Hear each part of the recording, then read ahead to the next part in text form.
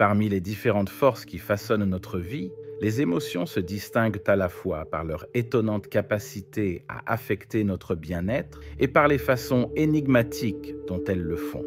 Nous perdons souvent la capacité de distinguer le bien du mal, le rationnel de l'irrationnel et, dans les pires situations, le réel de l'irréel lorsque nous sommes submergés par des émotions fortes. Nos émotions ont le pouvoir de nous pousser à prendre des mesures que nous n'aurions jamais cru possibles, certaines pour le meilleur, mais certainement beaucoup pour le pire. L'impact profond des émotions sur nos vies fait l'objet de recherches philosophiques, psychologiques et même biologiques depuis des siècles, et pourtant, elles continuent à nous rendre perplexes et à nous défier de manière inattendue. Parmi ces émotions, la colère se distingue comme l'une des plus fortes et incontestablement des plus nocives. La colère peut prendre de nombreuses formes, notamment la rage, le ressentiment, l'hostilité chronique et la haine. Si elle n'est pas maîtrisée, elle peut entraîner de graves souffrances personnelles, nuire à nos proches et, en fin de compte, provoquer des catastrophes à grande échelle. L'histoire regorge d'exemples du potentiel destructeur de la colère lorsqu'elle s'envenime au sein des individus et des sociétés. Les mouvements politiques motivés par le mécontentement de masse ont coûté la vie à des millions de personnes au cours du XXe siècle, constituant un avertissement brutal des dangers liés à la négligence de notre propre rage. Des événements tels que la Révolution française, les guerres mondiales et divers soulèvements sociaux illustrent la manière dont la colère collective, si elle n'est pas correctement prise en compte, peut dégénérer en violence et en bouleversements incontrôlables. Cependant, toutes les expressions de la rage ne sont pas intrinsèquement nuisibles ou pathologiques. La colère peut parfois apparaître comme une réaction justifiée à l'injustice ou à la douleur. Ceux qui n'expriment pas leur colère face à ce qui devrait les mettre en colère sont des imbéciles, a déclaré Aristote. Cette perspective reconnaît que la colère, lorsqu'elle est exploitée de manière constructive, peut servir de catalyseur à un changement positif et à la justice sociale. Tout au long de l'histoire, la juste colère a joué un rôle crucial dans la réalisation de progrès. Les mouvements pour les droits civiques, les réformes du travail et la résistance à l'oppression ont souvent été alimentés par un sentiment collectif d'indignation et le refus d'accepter l'injustice en silence. La colère peut parfois fournir la motivation dont nous avons besoin pour agir, poursuivre nos objectifs et surmonter les obstacles de manière positive. Alors que l'indifférence, son contraire, révèle un abandon passif aux circonstances. La colère signale que quelque chose en nous veut vivre et faire connaître sa présence. Elle témoigne de notre désir de nous affirmer, de défendre nos valeurs et de rechercher l'épanouissement. La recherche psychologique suggère que le fait de réprimer excessivement la colère peut avoir des effets néfastes, tels qu'une augmentation du stress, de l'anxiété et même des troubles physiques. Par conséquent, il est essentiel de comprendre comment canaliser la colère de manière constructive pour préserver la santé mentale et physique. Le défi auquel nous sommes tous confrontés est de savoir comment contrôler notre colère tout en évitant ses penchants néfastes. Dans la société moderne, nous sommes souvent conditionnés à réprimer nos émotions pour maintenir l'harmonie sociale, mais cette répression peut se retourner contre nous, entraînant un comportement passif-agressif, une répression émotionnelle et, finalement, des explosions. Les philosophies anciennes telles que le stoïcisme prônent la maîtrise des émotions par la réflexion rationnelle et l'autodiscipline, soulignant que, si nous ne pouvons pas toujours contrôler les événements extérieurs, nous pouvons contrôler nos réactions face à eux. Les approches cognitivo-comportementales en psychologie font écho à ce sentiment, suggérant que le recadrage de nos pensées et la pratique de techniques de régulation émotionnelle peuvent nous aider à gérer efficacement la colère. Pour s'y retrouver dans la complexité de la colère, il est essentiel d'en reconnaître les causes sous-jacentes. Souvent, la colère découle de besoins non satisfaits, d'injustices perçues ou de traumatismes non résolus. En s'attaquant à ces causes profondes et en développant des mécanismes d'adaptation sains, nous pouvons transformer la colère d'une force destructrice en une force constructive. Les pratiques de pleine conscience, l'exercice physique et les activités créatives, telles que l'art et l'écriture, se sont révélées efficaces pour canaliser la colère de manière positive. En outre, le recours à une aide professionnelle, par le biais d'une thérapie ou d'un conseil, peut fournir des informations et des stratégies précieuses pour gérer la colère de manière productive. En fin de compte, la colère est une arme à double tranchant qu'il convient de manier avec précaution. Elle a le potentiel d'alimenter nos aspirations et de nous pousser à atteindre des objectifs significatifs. Mais si elle n'est pas maîtrisée, elle peut nous consumer, nous et ceux qui nous entourent. En reconnaissant sa présence, en comprenant ses origines et en trouvant des moyens sains de l'exprimer, nous pouvons exploiter le pouvoir de la colère pour créer des changements positifs dans notre vie et dans le monde qui nous entoure. Pour maîtriser la colère, il ne s'agit pas de la supprimer complètement, mais de cultiver la sagesse de l'utiliser à bon escient et de manière constructive. L'objectif de cette vidéo est d'étudier comment y parvenir. Tout d'abord, nous devons comprendre le lien entre la colère et l'impuissance. En réalité, aucune émotion sociale n'est plus répandue que le sentiment d'impuissance, le fait d'être acculé, traqué et piégé. Cette sensation d'impuissance est profondément ancrée dans l'expérience humaine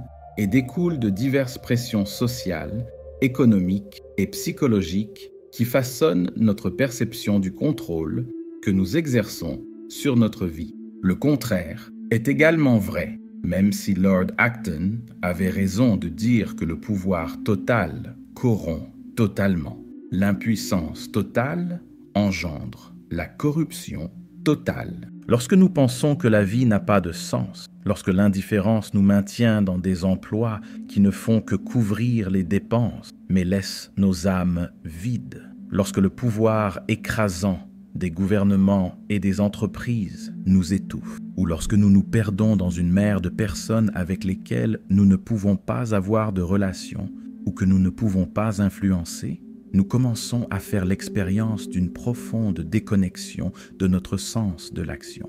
Cela conduit à une accumulation progressive de frustration et de désespoir qui se manifeste souvent par de la colère. Nous sommes pris au piège dans des cycles de passivité et de doute de soi, nous convainquant que la résistance est futile. L'impuissance vient d'abord, puis la fureur, et enfin la rage, la perte généralisée du sentiment d'importance personnelle, qui est perçu comme une impuissance, est le problème unique auquel nous sommes confrontés à cette époque de l'histoire. De nombreuses personnes pensent qu'elles ne devraient pas et ne peuvent pas avoir de pouvoir, qu'elles ne sont même pas autorisées à s'exercer, qu'elles n'ont rien à dire et que la seule façon d'y remédier est d'utiliser la violence. Cette impuissance intériorisée peut entraîner un cercle vicieux dans lequel les individus se sentent pris au piège de leur situation, incapables de se libérer des contraintes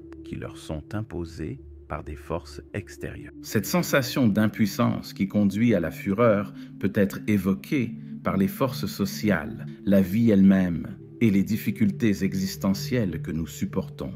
Dès notre naissance, nous sommes projetés dans un monde qui peut être inamical, ennuyeux et insensible à nos souhaits. Le processus d'adaptation à ces défis exige de la résilience et une approche proactive pour retrouver un sentiment de contrôle. Cependant, pour beaucoup, la nature écrasante de ces défis conduit à des sentiments de colère et de frustration qui, s'ils ne sont pas traités, peuvent avoir des conséquences profondes. L'esprit humain, lorsqu'il est confronté à un manque de contrôle, a tendance à réagir de manière défensive. Nous pouvons intérioriser le sentiment d'impuissance et développer des mécanismes d'adaptation qui peuvent soit nous aider à nous adapter, soit nous enfoncer dans des schémas de pensée négatifs. Les structures sociétales renforcent souvent ce sentiment d'impuissance en décourageant la pensée critique et en encourageant le conformisme. Les gens sont conditionnés à croire que leurs actions sont insignifiantes, ce qui entraîne une apathie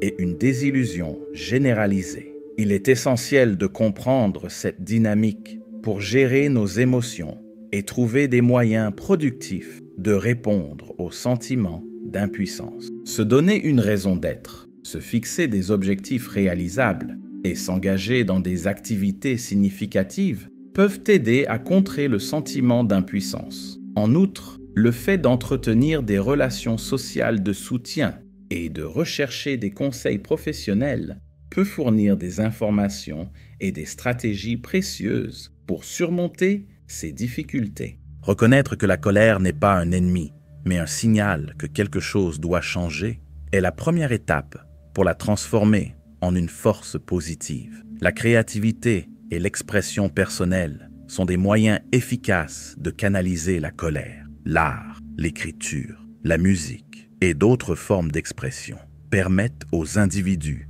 de traiter leurs émotions de manière constructive, en donnant une voix à leurs frustrations et en les transformant en quelque chose de tangible et de significatif. L'histoire a montré que certaines des plus grandes œuvres d'art, de littérature et de changement social sont nées de périodes de colère et de lutte intense. En faisant appel à la créativité, nous pouvons retrouver notre sens de l'action et transformer nos émotions en quelque chose de bénéfique pour nous-mêmes et pour la société. L'activisme est une autre approche puissante. Lorsque des personnes se rassemblent autour d'un objectif commun, leur énergie collective peut engendrer des changements sociaux significatifs. Les mouvements en faveur de la justice, de l'égalité et des droits de l'homme ont souvent été menés par des individus qui ont refusé de succomber à l'impuissance et ont plutôt canalisé leur colère dans l'action. S'engager dans des activités communautaires, faire du bénévolat et soutenir des causes qui correspondent à nos valeurs peut constituer un exutoire productif pour nos émotions et nous aider à renouer avec notre sens de l'objectif. En fin de compte, la colère n'est pas négative en soi. Elle est une réaction humaine naturelle à l'injustice perçue et peut servir de catalyseur à une transformation positive lorsqu'elle est gérée de manière appropriée. Au lieu de réprimer ou de nier notre colère, nous devrions nous efforcer de la comprendre, de l'accueillir et de l'utiliser comme un outil de croissance et d'autonomisation. Si vous appréciez le contenu jusqu'à présent, laissez un like pour soutenir la chaîne et dites-moi dans les commentaires ce qui, selon vous, contribue le plus au sentiment d'impuissance dans la société moderne. Combattre la lumière qui s'éteint. La plupart d'entre nous sont entraînés à réprimer leur colère, bien qu'il s'agisse d'une réaction normale et parfois bonne face à l'impuissance. Pour préserver une illusion d'altruisme, nous inventons des rituels sociaux déroutants qui dissimulent notre ressentiment et notre rage. La société nous enseigne dès le plus jeune âge qu'il est inapproprié d'exprimer sa colère, que c'est un signe de faiblesse ou d'immaturité. Ce conditionnement nous oblige à repousser nos émotions au plus profond de nous-mêmes, créant une pression interne qui peut se manifester de manière malsaine. Ce faisant, nous nous rendons psychologiquement instables, fragiles et vulnérables aux maladies psychosomatiques ou à des accès de colère apparemment incontrôlables provenant de l'inconscient. La colère refoulée ne disparaît pas.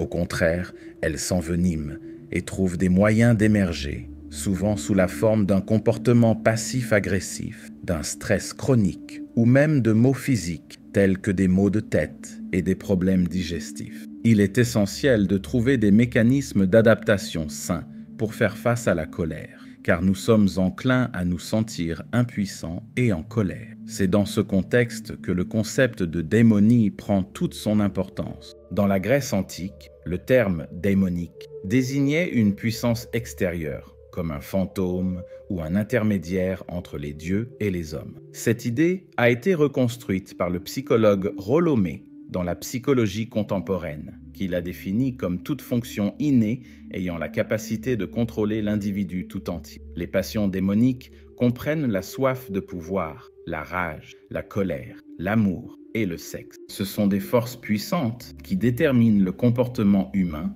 et façonnent nos interactions avec le monde qui nous entoure. Lorsqu'elles sont bien comprises et canalisées, elles peuvent conduire à la croissance et à la découverte de soi. Lorsqu'elles sont ignorées ou réprimées, elles peuvent causer des ravages sur notre bien-être mental et émotionnel. Ce sont des pulsions fortes et innées qui se comportent de manière romantique pour tenter de s'épanouir. C'est pourquoi ils ont le pouvoir de nous élever ou de nous démolir. Notre culture a tendance à négliger les aspects positifs de la rage, alors que les avantages des passions démoniques, comme l'amour et le sexe, sont bien connus. La rage, lorsqu'elle est correctement exploitée, peut constituer un puissant facteur de motivation, nous poussant à surmonter les obstacles et à remettre en question le statu quo. Tout au long de l'histoire, les personnes qui ont su canaliser leur colère de manière constructive ont été à l'origine d'importantes transformations sociales et personnelles. Notre culture attend de nous que nous supprimions la majeure partie de notre colère, ce qui supprime également une grande partie de notre créativité. Ce ne sont pas seulement les artistes ou les personnes ayant un type de personnalité particulier qui ont besoin d'être créatifs. Au contraire, la créativité se manifeste chez chacun d'entre nous en cas de conflit interne ou externe ou d'instabilité dans notre vie. La créativité ne se limite pas à l'expression artistique. Elle concerne la résolution de problèmes, l'innovation et la capacité à s'adapter à des circonstances changeantes. La colère peut alimenter cette créativité en nous forçant à affronter des vérités inconfortables et à chercher des solutions qui n'étaient peut-être pas évidentes auparavant.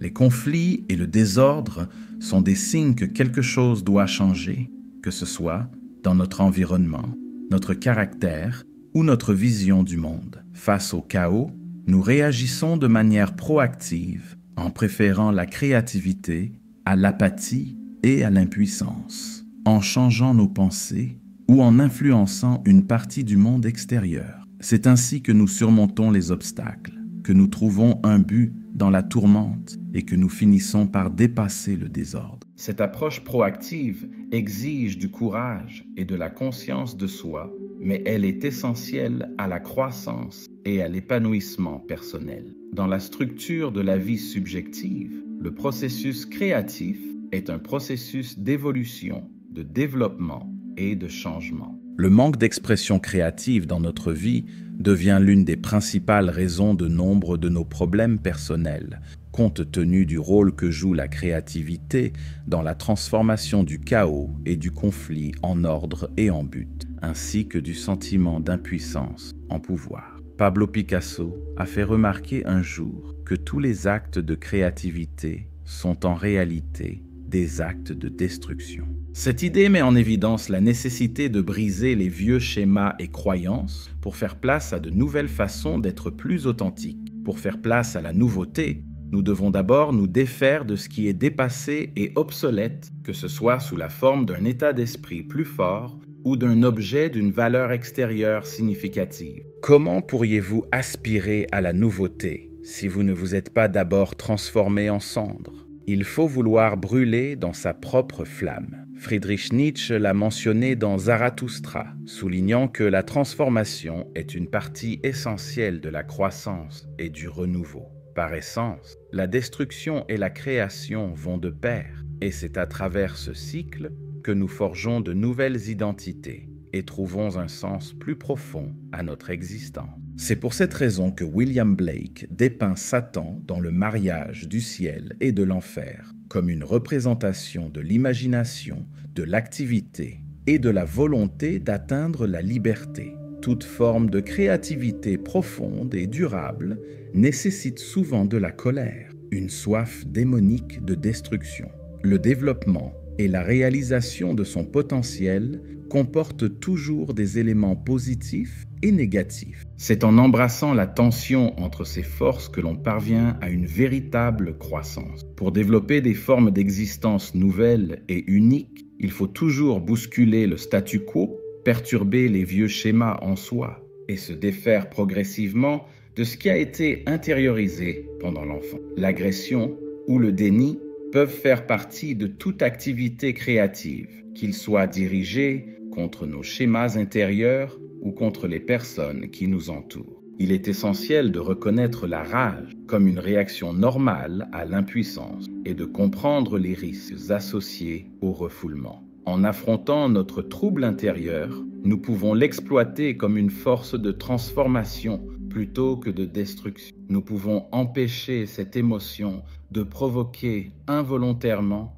le chaos dans notre vie et dans le monde qui nous entoure en l'acceptant. L'acceptation ne signifie pas une résignation passive, mais plutôt un effort conscient pour canaliser notre colère de manière constructive, que ce soit par l'expression créative, l'activisme ou le développement personnel. La reconnaissance et le travail sur nos émotions nous permettent de développer notre résilience et une meilleure compréhension de nous-mêmes. Nous pouvons utiliser la rage pour nous alimenter, accroître notre créativité, atteindre des objectifs difficiles et devenir des personnes plus agressives et plus déterminées une fois que nous reconnaissons et acceptons son existence. Cependant, la rage peut potentiellement se transformer d'une passion démonique en une puissance démoniaque avec des résultats potentiellement désastreux si nous continuons à adhérer au conditionnement culturel qui nous pousse à la réprimer ou à l'ignorer. La colère réprimée trouve souvent des exutoires destructeurs, conduisant à l'auto-sabotage, à des relations abîmées et à des conflits sociétaux. La clé de la maîtrise de la colère réside dans sa compréhension en tant que partie intégrante de notre expérience humaine. Elle n'est ni bonne ni mauvaise en soi. C'est un signal qui indique que quelque chose en nous demande de l'attention et une solution. Apprendre à gérer cette émotion puissante nécessite une prise de conscience, une réflexion et une action intentionnelle. Plutôt que de craindre la colère, nous devrions la considérer comme une opportunité de croissance, un rappel de notre passion et de notre désir de changement. Au terme de cette exploration, il est important de réfléchir aux principaux enseignements que nous avons tirés. Nous avons vu que la colère est profondément liée à notre sentiment d'impuissance et à notre désir de reprendre le contrôle de notre vie. Nous avons appris que la créativité est un puissant exutoire pour nos émotions et qu'embrasser nos passions démoniques peut conduire à une profonde transformation. Plus important encore, nous avons reconnu que la véritable croissance vient de l'intérieur, par l'acceptation consciente et la réorientation de nos forces intérieures. Apprenez à coexister de manière créative avec le démon, ou laissez-le vous dévorer. Notre destin sera décidé par ce choix. Alors, choisissons-le avec soin. Nous avons le pouvoir de façonner notre vie, de transformer notre colère en catalyseur de croissance et de trouver un sens, même face à l'adversité. Si vous avez apprécié le contenu jusqu'à présent, n'oubliez pas d'aimer la vidéo, cela aide vraiment la chaîne à se développer et à atteindre plus de gens. Et si vous n'êtes pas encore abonné, abonnez-vous dès maintenant pour être tenu au courant des nouveaux contenus de ce type. Selon vous, que pouvons-nous faire pour canaliser nos émotions de manière plus constructive? Donnez votre avis